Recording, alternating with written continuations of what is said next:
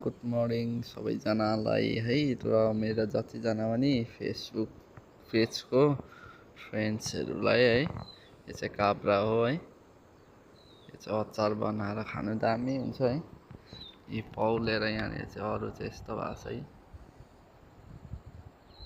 दामी हुन्छ अचार बनाउँछ है। देख्न सक्नुहुन्छ है काब्रा है। अब अचार बनाउनु लागि है। यहाँनिर नेभार दामी पौलिरहेको छ है। देख्न सक्नुहुन्छ है तपाईँहरूले है। अहिले चाहिँ यहाँ बारीमा आएको थियो है। हिउँदे सिमीको बिरुवा रोपिसक्यो आमासु तर घाँस काट्दैछ।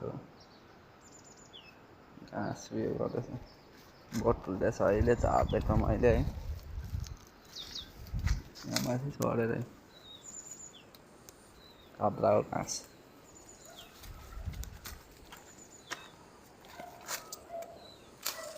यस्तो छ हिउँदे सिमीको बिरुवा।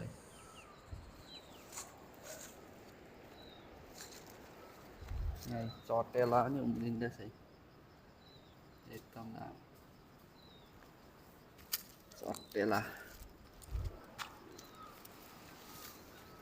यहाँ आउँदै लहरा एकदम दामी गइरहेको छ चटेलाको है।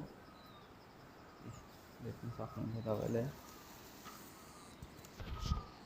साथसाथैमा पनि देख्न सक्नुहुन्छ है। यति भन्दै आजको फोटो मिनी ब्लग यति नै राख्न चाहन्छु।